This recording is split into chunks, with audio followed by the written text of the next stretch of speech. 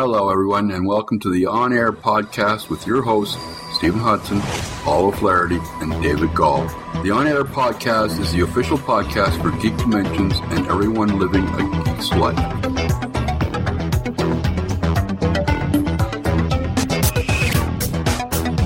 Hey, everybody. Welcome to the Geek Dimensions podcast with me, Stephen Hudson, and my two good friends. Well, now that's debatable. But there's Mr. Paul O'Flaherty down in one part of Alabama and Mr. David Gall in another part of Alabama. Are you guys like close relatives or is that just a misnomer? No, we don't need to hear about your fantasies, Hudson. Yeah. Gonna opt out of a response. Well, considering the way we were doing pre-show of, like, fuck you, and we're done, show's over. Yes, and I know there was discussion of anal probes too, but you don't have to get so excited whenever anybody mentions Microsoft and anal probe in the same sentence. It doesn't mean that all your sexual dreams are about to come true. Oh, you mean not like Daniel when you mentioned Apple and, never mind. Anyway. Taste the creamy goodness. Dun, dun, dun, dun. Okay, I got to start off with a little bit of a bitch, and I'm pretty sure that David will fall in this one with me. Destiny is not even out yet, all right? We've gotten the beta and the public beta, but it has not been officially released. Yet this week, we find out there's already a DLC expansion pack planned for December. Okay. Yay! But if you spend the nominal price of an arm, half a leg, and $29.99, you in addition to your $60 purchase, you can buy the collector's edition, which will give you all DLC. It sounds like an excellent deal. Pre-planned DLC. But they do the same shit with Battlefield, so I don't know, whatever. Same shit with everything, man. I mean, know. Is this even, this isn't even new? That's what's sad about this. Nemesis just came out for, Call of Duty Ghosts. You know that was planned before Ghosts ever made it out the door, man. Hey, absolutely. Speaking of that one, and I know you're the big Call of Duty fan, Paul. Their next title, the Advanced Warfare. Have you seen anything to do with it? Did you watch any of the trailers? The trailers. I don't know. It's Call of Duty again. You know what I mean? It looks like a Call of Duty game. It looks like the last Call of Duty game. And the next Call of Duty game will probably look like this Call of Duty game. You heard it here first. But you can order it now for 0-day access, which gives you access to the game 24 hours before it actually hits the market. Yeah, I know. I'm this close to pre-ordering so I can play it a day before everybody else. God, so you can get your 3 levels before everyone else and unlock a silencer for your MP5. It's the same fucking thing that happens to me every time I pre-order, right? I pre-order and something happens at work. And I don't get to play it till 2 days after anyway. But you have I will say, though, I'm being a hypocrite about the pre-order because I'm totally going to pre-order the new Aliens game. No question. I want that one so bad. Oh, that looks so good. Got any probes? Speaking of which, the real deal. Aliens or anal probes? The real deal now is Far Cry 3 for $5.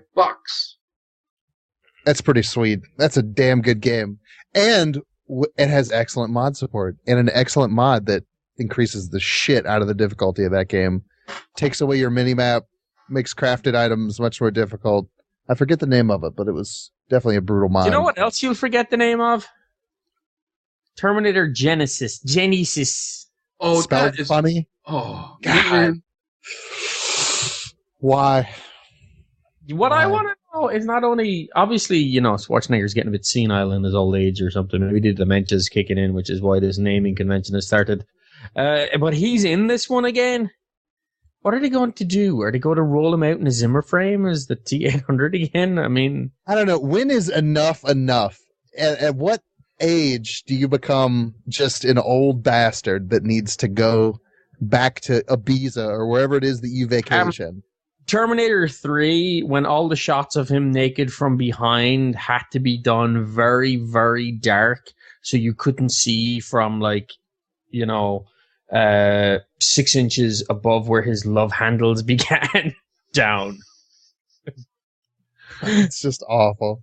So you couldn't see saggy old man arse. It's kind of my biggest worry with the Star Wars movie. I'm afraid it's just a washed up Central Station.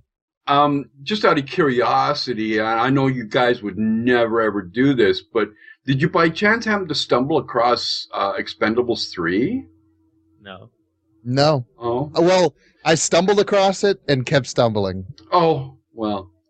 It's out there. Yeah, it's out there. And I don't know whether to say anything about it or not. Have you watched it? It's okay to admit you're a fan of bad movies. Well, yeah, listen, I qualify movies like that as leave your brain at the door and just chill and love the explosions and the blood and guts. That's all that kind of movie is meant for.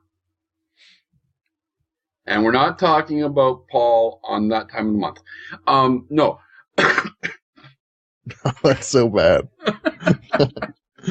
I'm ashamed for you. But no, sir, actually, it was fun. It was. It's not like at least it's not like The Shining for me. Did you not like The Shining? No, at that time of the month. That elevator scene. Oh, yes. And that's not how you get your Red Wings, folks. Anyway, yeah, no, Expendables 3 is just pure, unadulterated. All right, okay. We've done one bad podcast tonight. Can we not do a second? He's stroking out over there. All right, let's walk away from Terminator because we all should. They should have. We all should.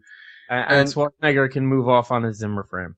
But things that are coming back from the dead, King's Quest. Yay. King's Quest, man. Sierra Online. They're coming back. They made my first video card back in the day. Sierra Online made video cards? Sierra made the Screaming 3D. Yes, it's the S3. A hell of a piece of tech. Yes, okay, I gotcha. So, what do you think? Is like I'm not like they say they're bringing some of the classic PC games back, but they're also going to be doing a new installment of the King's Quest series. Well, I don't know. Games are a lot different then, and games are a lot different now. Star Citizen is a perfect example of a washed-up game dev who made a game 15 or 20 years ago that was okay. Sierra, because Wing Commander was a Sierra Online game. Indeed. And Chris, whatever his name was, Shepard? Dickweed. Yes, was the developer of it, or whatever. Look, it's been too long to sort of bring back another installment. How about let's just redo the series? Because most of the people who played these games back in the day are dead. Hey, wait a minute. Or have lost interest. And the new generation isn't going to have a clue what the tie-in is. Absolutely not. So just make it again. Remake it. Start over fresh. There was something else mentioned in there about go fresh. Activision trying to make Sierra their indie gateway publisher. So I don't know. So they might be publishing some smaller projects in the future. This might be one of the first. So we'll see. I don't know. Okay, well, keeping with the theme of bringing things back to life, Babylon 5. They look like we might actually finally see, when he's saying a redo, they're going to be, restarting it all over with fresh storyline, fresh actors. Hey. Did you not like Babylon 5, Paul? I'm sick of this notion of, let's just redo. let's restart every TV series and every film ever, and let's like remake Spider-Man. Let's have a new origin story every 2 fucking years because we can't come up with an original fucking idea. We had this 100%. conversation last week. We were talking about something. What were we talking about last week? And we said it should just be left in the past. The Ghostbusters reboot. Yes. Right? There comes a time when you just gotta say, just let a dead dog lie, man. Make something new. New franchise. Off with you. Go away. Go play. Yes. Actually, you know, I don't know. I guess it's because I have a lot of love for that series. Which is why you don't want it rebooted. Yes, I know. Okay, but let me pose this. Reboot Firefly. I mean, ugh.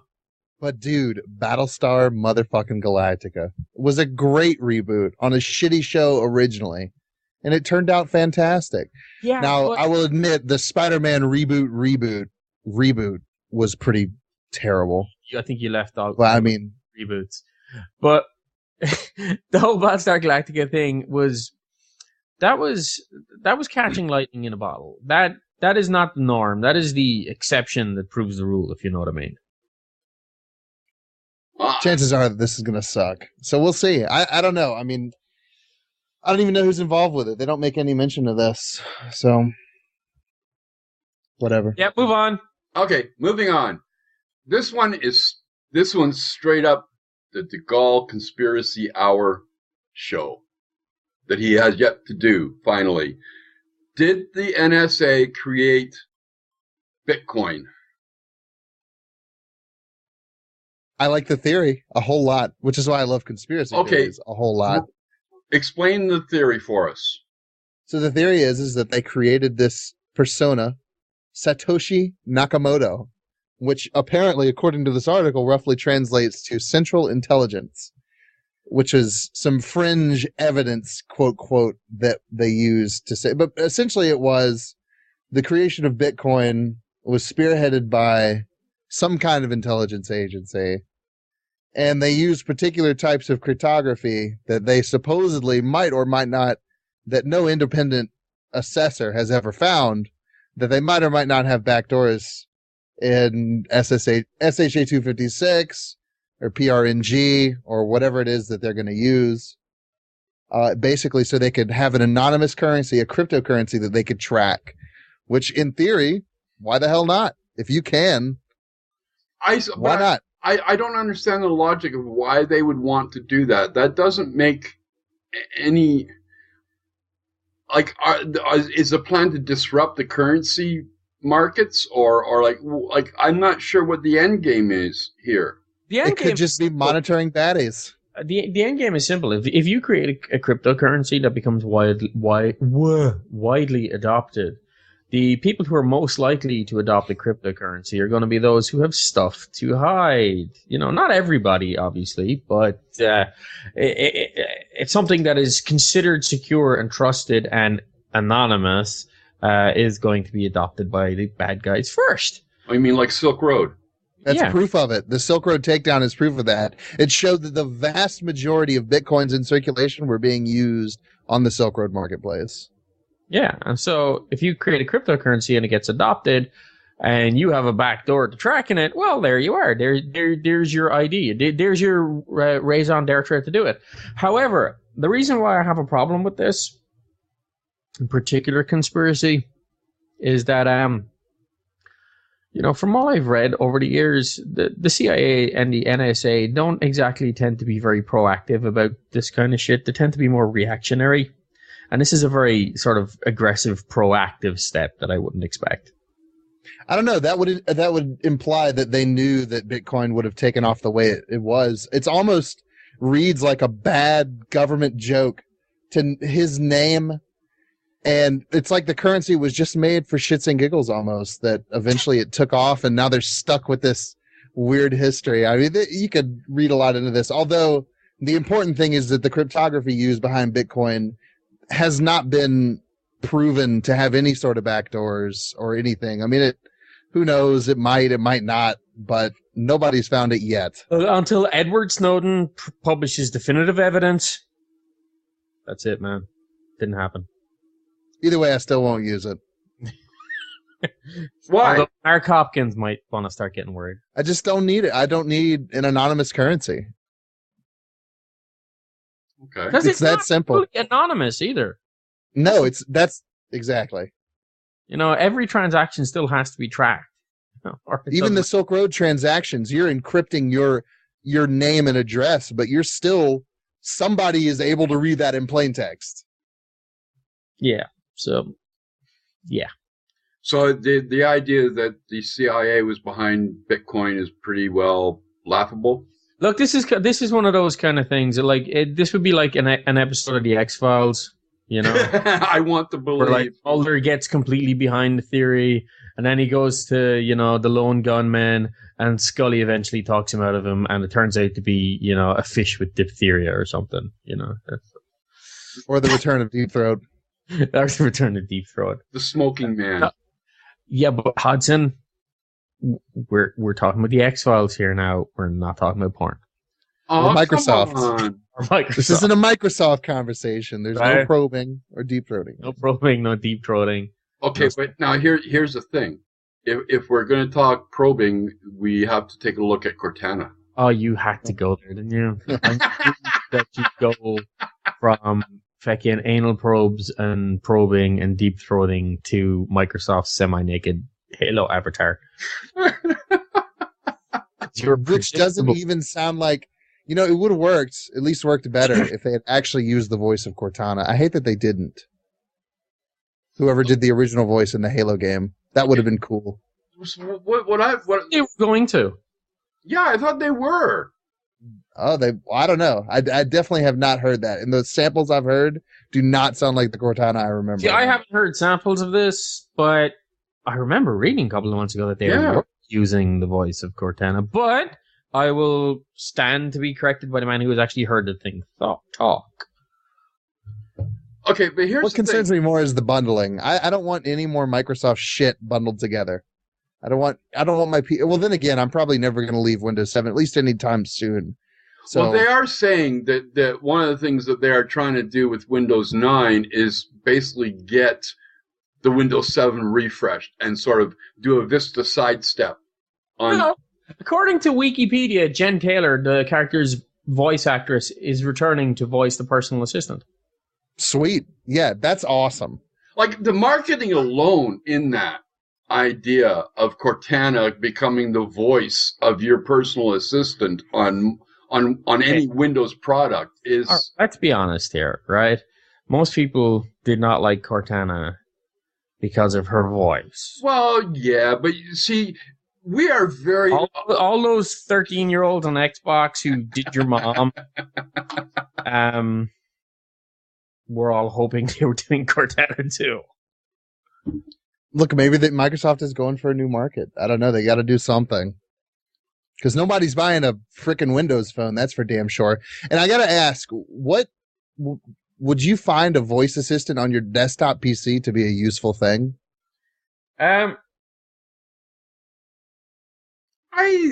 If done right. I don't know. I mean, I tend to use voice a lot on my phone. You know, Makes sense. with Google Now, so on and so forth.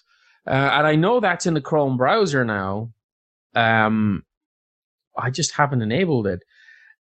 I couldn't see myself using it in an environment where anybody else was. But quite possibly if I was sitting in my office on my own, I might want to scream at my computer every now and then. It also depends on and to what degree, like the Cortana is being used. Like, is it just going to be, hey, Paul, you have an appointment at 2:00? Well, do you know how I'd like to use it? I'd like to use it how I use voice on the Xbox One. You know, where I'm sitting there, I'm playing a game, or I'm not playing a game, I just turn the thing on. You know, I can turn the thing on with a voice command when I'm sitting on the couch. I can, you know, go to YouTube. I can, you know, play music or do whatever just using my voice. Now, for the media PC I have hooked up to my TV, if I could do the same thing, I could just sit back on my couch and instead of, taking out the remote keyboard, the wireless keyboard and whatnot, if I could just go, computer play Expendables 3. Play Expendables 3.1080p.repack. Torrent Ripper .mkv, please. But here's the thing: we swear that the Gaul is not reading that off his darn client. Yeah, he's not getting it right now. No. But here's the thing. Okay, I saw a report earlier this week that, and the author of this post was carrying on all to great guns about how Microsoft had finally come to its senses and was ditching Kinect forever. His reasoning for that is because they had taken the Kinect out of the bundle of Xbox One. It was no longer required. And he was basically saying that was a signal that Microsoft is walking away from the whole Kinect idea. No, Microsoft unbundled the Kinect so they could sell units for $100 cheaper. But who wouldn't want an always-on internet-connected webcam that can sense your every motion and heartbeat? I love it, man. In their living room or bedroom. Like, we have, 5 or 6 accounts on my Xbox? 5 accounts, right? All the kids have one. I have one. You talk to the Xbox, you turn it on, and it comes on, and it recognizes me, and it logs me into my shit, and it knows who I am. The kids turn it on, and they don't have to go fiddling with stuff. Kid walks in front of the Xbox, and it's like, "Hi, kid." It's really... It is pretty cool. Sense. It is. But there's lots of benefits to the Xbox. I love being able to talk to my... There's a place... I really do think that there is a time and a place for being able to talk to your devices to get stuff, right? And to get the information that you need and to get them to do things. Stuff that's in your living room, perfect for talking to, because you don't want to get your fat ass off the couch and, across the room and do things. No, it works perfectly on the TV app. Just Xbox Watch AMC, and it works perfectly. That's perfect, right? You want that sort of thing on your phone, too, because you want to be able to talk to your phone. Sometimes you even want that on your tablet. The desktop, however, is the one place that I don't ever really see it being, unless you have a computer hooked up as like I do underneath the TV. The desktop, your laptop, is not really that place where you're ever going to where it's going to be easier to talk to your computer than it is just to, type something. Yeah, somewhere you already have a mouse and keyboard handy. Yeah, that particular form factor just doesn't work because of the fact that you're right in front of the damn thing all the time. And typically, for most people, where you're using a desktop or a laptop, you're around other people. So you're not going to be talking to it anyway. Unless you're really lonely. Yes. Cortana, delete my browser history. Quickly! The wife's coming! Yeah, no, Email folder porn to boss. But here's the thing, though. I know from what I've been reading, the idea with Windows 9 is that while they are trying to bring everything into one OS, okay, so it will run on the phone, it will run on the laptop, it will run on Xbox, it will run on your desktop, it'll run on your tablet. What they want is when it hits the desktop is that it reverts to more of the Windows 7 experience. Less Metro. You'll still get your apps from the Windows Store. You'll run those apps in Windows. All right. And Microsoft needs to make up their fucking mind and stick to it for 5 to 6 fucking years. All right? Because this half-ass thing of, we're going to roll out a new design. Yeah.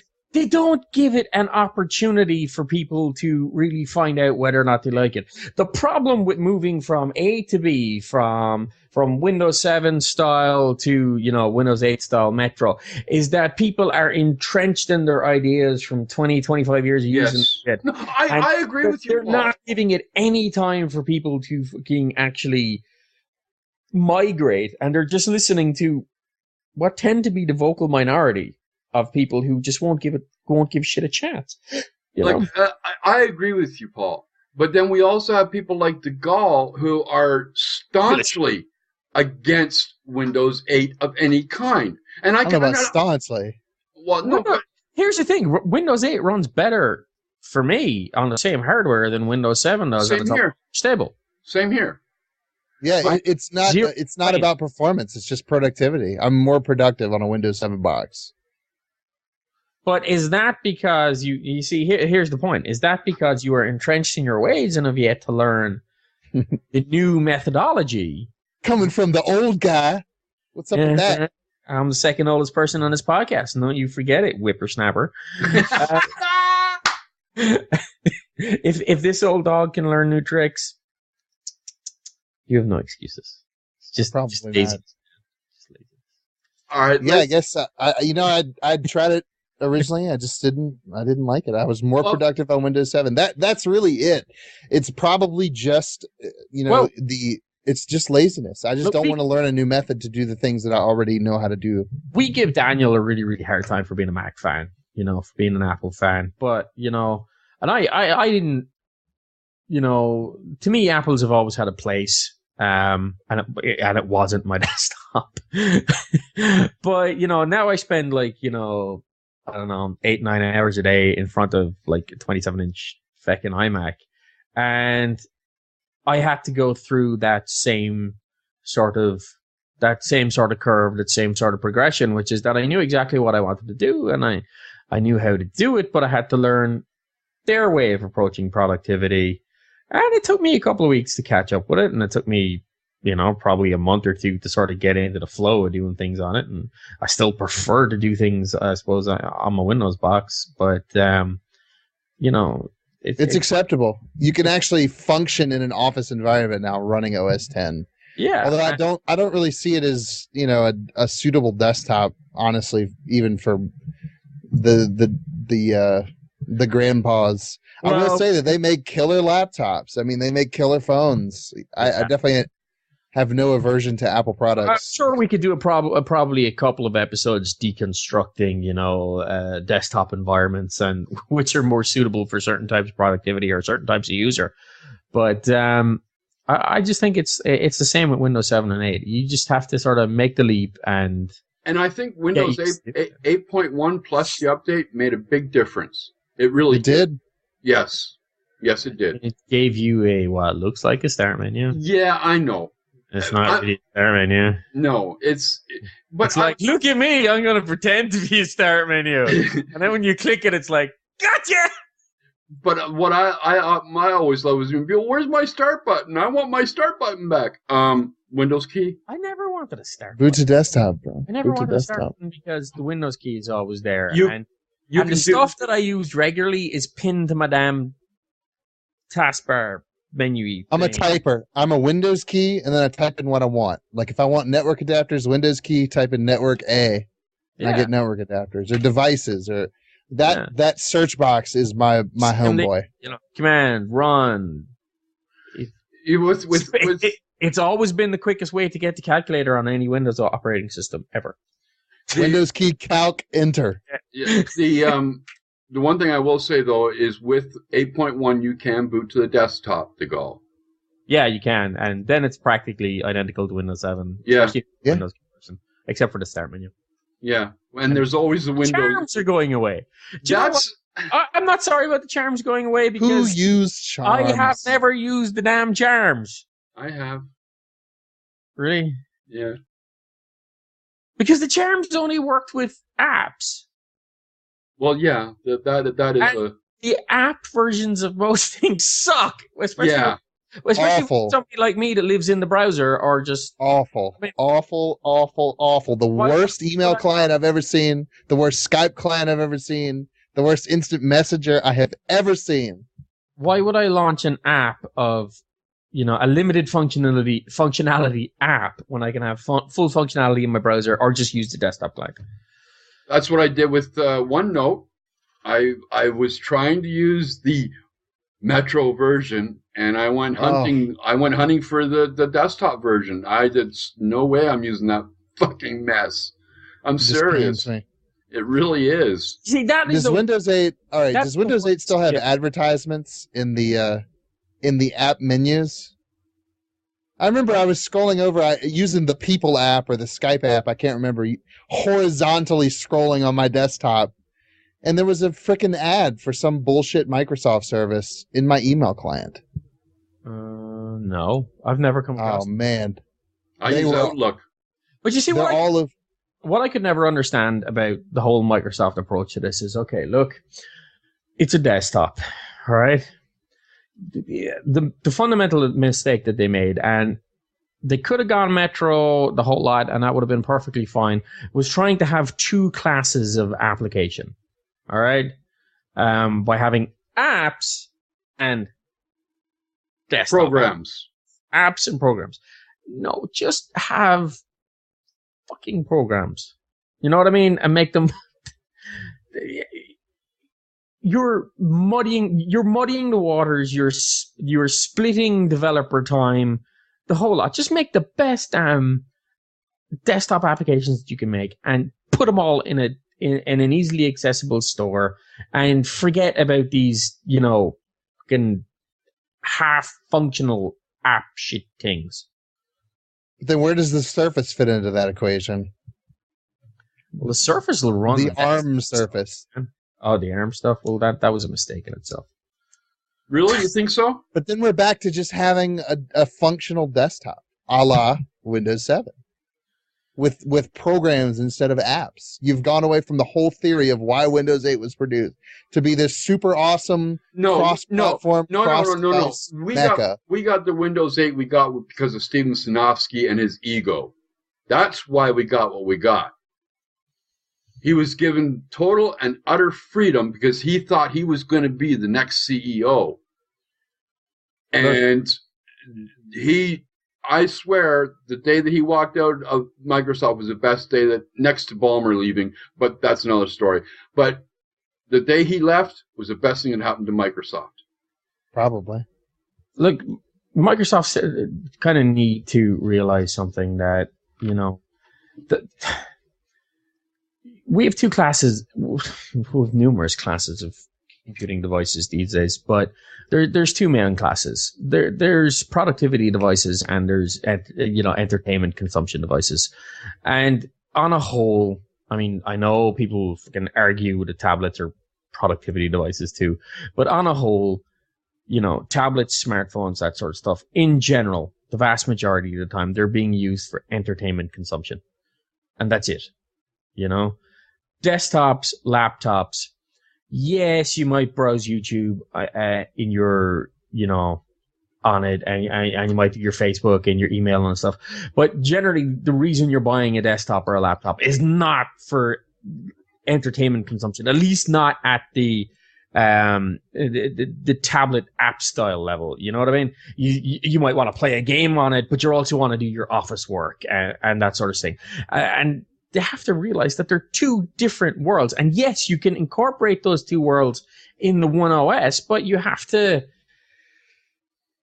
just have to say, you know what, this shit is for the tablet and this shit is for the desktop. And that's that. I like the, why not just have two installers, or you can pick what style of interface you want when you're installing Windows 8. That's something like that. That seems reasonable. Well, like I said, the biggest problem that Windows 8 had was Steven Sinofsky. And I don't think I know of anybody that will disagree with that one, because the second biggest problem that Windows 8 had was actually backing away from the core vision once people started going, we're on the internet and we can... but they did that once before with, remember PatchGuard? Yeah, PatchGuard is something they never should have walked away from. They should not have walked away from that one. I said it then and I'll say it now. That was the biggest mistake they ever did. Because that way we would have had, I don't know how to, it's this right, whatever, but we would have had a Linux styled protected kernel. Yeah. But no. But then all the antivirus and yes. they were all like, well, let us do, well, fuck off. It's my operating system. You know what I mean? Go do a hack. See how they feel about it. There wasn't jobs will let you do it. There wasn't a single antivirus company that didn't threaten them with the DOJ. Yeah. Mm-hmm. You see, this brings me back to this whole argument, and I've had this argument over and over and over and over and over again with it, and I just don't understand it. Right? Is, you can't bundle your browser, you can't bundle your antivirus software that you make for your operating system, and bundle it as part of the incentive package for people to actually buy your product. Because we have to be able to do our shit, and we're not smart enough to compete. Obviously, if you produce a better product, fair to you. But, it's like, to me, that has always been the same argument as coming along to Sony and saying, well, you know what? You build this really awesome stereo system that everybody loves and everybody wants to buy. Well, we're Panasonic, and we're going to sue you unless you put our CD player in it. It's the same logic. If it was hardware, nobody would fucking think it. But you build something, you develop something, you provide a value incentive for people to buy it and to use it and the tools that they need, and basically asshat companies that can't figure out how to compete or do the job better, sue your ass. Yeah. Okay. Well, on that note, the only reason they got away with it is because Microsoft is so big. Right? If they had tried that route with Apple would be like, yeah, fuck off, right? Yeah. Yeah. And laughed at them at the same time. And nobody would have said a word. No. And all the fanboys would have supported Apple. Sorry, did I rant? That's okay. It's okay. You got anything interesting this week to share with the listeners? Anything cool? Anything interesting? Riff Tracks tomorrow night. If you're living near a cinema that is playing it live, go watch it. Tomorrow night they're riffing the 2009-2008 version of Godzilla live. It's going to be awesome. Cool. And you, David? You got? I'm playing Space Engineers like a motherfucker. Speaking of which, I'm going to be hopping on that either tonight or tomorrow sometime. I'm really looking forward to that. She gets the crack installed. Yeah. No, I have it already in my Steam library. Kiss this one, little sucker. Anyway, one of the things I found, because I've started using the funnily enough, the Google Music service, and I wanted to find, because you had to use the browser to play, and that just irritated the shit out of me. So one of the few times I actually went, there is no Google Music player from Google. You have to run it through the browser. You can launch a minified one, but the moment you close that browser window, it shuts off. Yeah. Heck, you have a fucking Google Music player. It's called your Nexus 7. That's not my no, that's not. Piss off. Anyway, one of the very few times that I went actually to the Windows Store hunting for something, just on the off chance there might be something I could snap to the side of my screen on my second monitor. Terms. And it was out cold player. And it's a couple bucks, but it's worth it. It connects to your Google Music Player account, and you've got everything there. It's really good. I like it a lot. Do you have all of your music saved locally? Mm-hmm. Okay. You might like... I use a service called Subsonic, which is just an app running on a server that I have. Just a shelled out NAS from way back when. This old Dell box with just a bunch of drive bays. And I'm running Subsonic on it, Linux app, and it hosts my music that's accessible through a web interface. dgall.subsonic.org, my own personal address. You can set up, user authentication for it. Everything's hosted. It does videos. It does music. There are mobile apps. There's desktop apps. There's HTML5 streamers galore. Yeah, but you know what? It's only good if you have your music locally. The one thing that I like about, I guess, music services like the Google Music or even the Xbox or Spotify is the discovery aspect of it. Like you click on a song and you say play radio, and it will just basically go through everything and find similar music. So that it sits there going, oh look, this song is awesome. Kick-ass torrents. Not quite. But anyway, no, that's Out Cold Player is the one I'm using right now. I really like it a lot. It does a good job. Gentlemen. Yes. Maybe not geek, but maybe it is. I need your opinion on something. Okay. I have a meeting tomorrow with a TV station for a client of mine. Okay. Mm. And the TV station wants us to pay vast and extraordinary amounts of money every month for spots on the show and to get mentioned by their popular hosts. And, you know, if there's, if something occurs that is within the specialty realm of my client, then they will get called to talk about it, etc. But it costs lots of money every month. Now, if you're going to want people to do that and you're going to pay, you know, expect them to pay money to do that, don't you think the least you could do is send a bloody rep out to talk to them rather than have them come into your fucking place to talk? Yeah, no kidding. Yeah, right. I mean, especially because happy about this.